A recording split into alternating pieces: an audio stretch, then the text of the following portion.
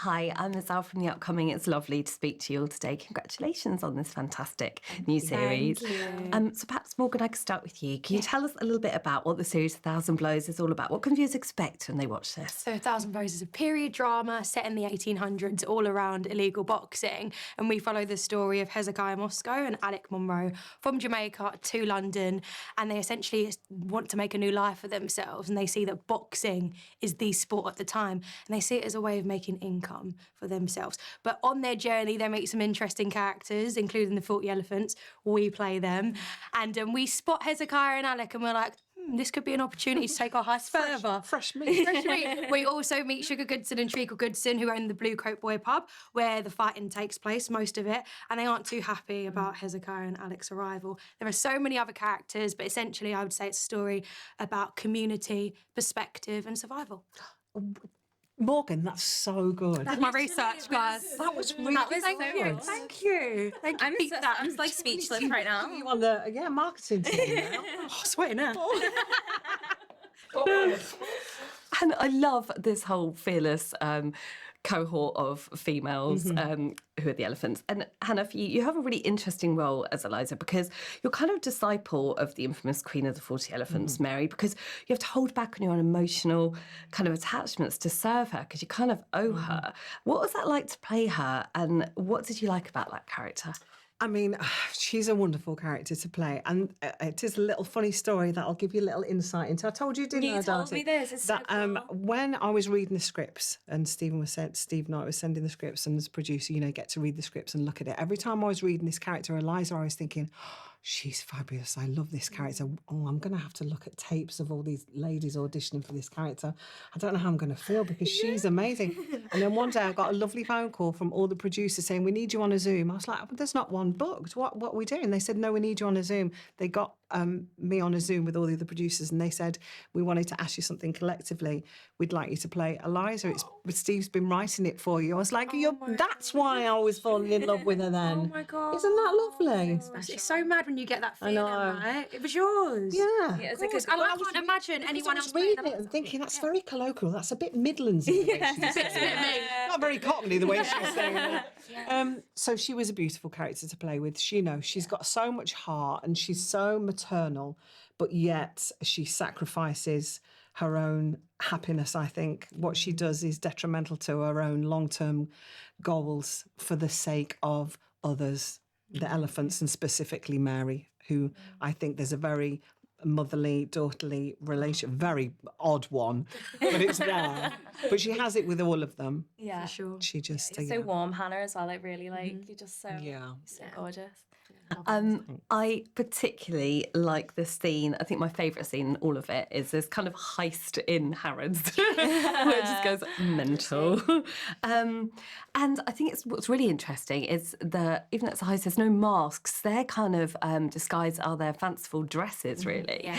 And you obviously stand there watching in awe, like viewers. fangirling. It was real though because I hadn't seen this, and you guys had like rehearsed this whole heist. They were breaking the glass for real. I was literally just like, these guys are really cool. Do I belong here? I was like, what the hell?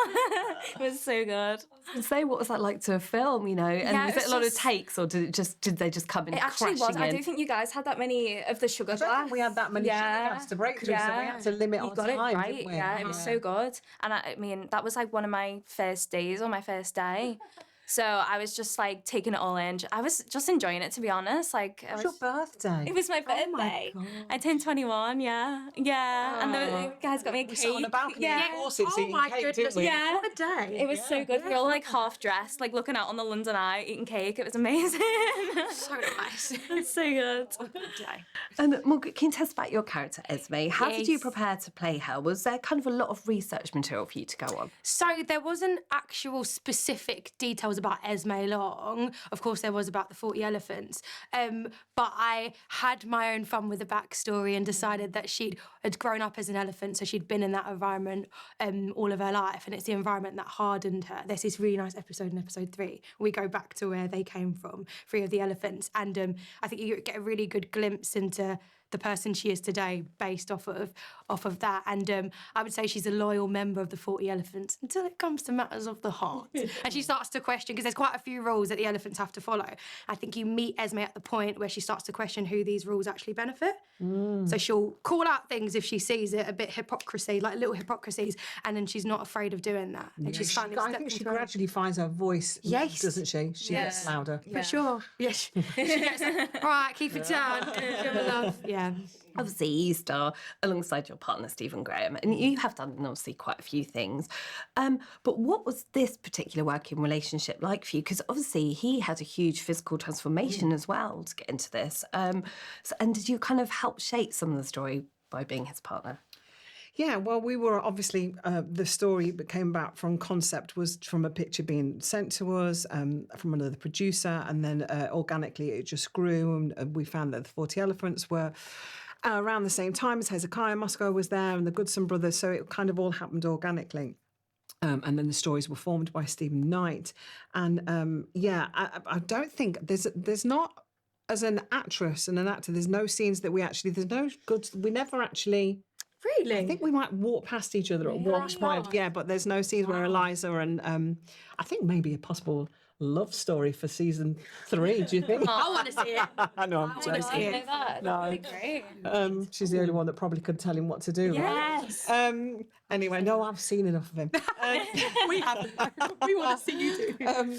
So the process of, as producers, was wonderful. I love working with Stephen as a co-producer, because we come from the same aspect, the same in creative aspect. We're very much involved from every process in the creative world within the development, and that's something that we both really, really thoroughly enjoy.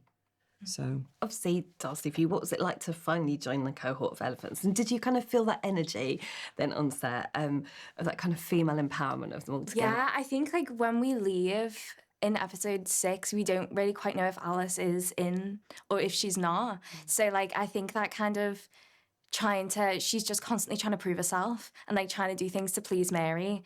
And she's obviously not afraid of stepping on toes, or I think she's quite cocky and a bit like... Quite? She's very cocky. Yeah, which is kind of, it was strange for me because like I was like I'm very much like, please, thank you, sorry, thank you, don't look at me. But like as Alice, it's like it kind of brought out a bit of like in me, where I was like, I've got to be confident, I've got to be just hold my head high and be like unafraid. I remember doing some scenes with you, and there would be a bit of a stare off as we would. I mean, the camera's not even on us, and there'd be a stare off, and I'm thinking, is she going to break this stare off or not? But you would keep going and keep going. Yeah, I can be a bit intense. Yeah. I think it's just like trying to find that within yourself to go, I can be tough. I mean, so I think... You were in it. Yeah. Maybe a bit too in it if I was staring at everyone. That's a bit weird, isn't it? Maybe I shouldn't have been doing that. Everyone's like, she's a bit strange. Actually. I think there's so many layers to this, the rumblings of romantic things underneath, and the way the women and the men, work together, even like sort of Mary persuading Sugar to wear boxing gloves. There's these little relationships. What do you hope that viewers will take away when they watch this? I think it's kind of a sense of wanting to be in that world, because it's a world that we've not seen before. It's a vibrant world. Yes, it's a working class world. We're going to the middle class and the upper class, but predominantly it's set in with a working class environment. And it's to show that there was a vibrancy and a life in these characters in this working class environment in this time in London, and just with a little bit more knowledge that existed, you know. Thank you so much for speaking to me. I hope everyone enjoys it as much as me. Thank you. It's brilliant. Thank you very much. Thanks for your time.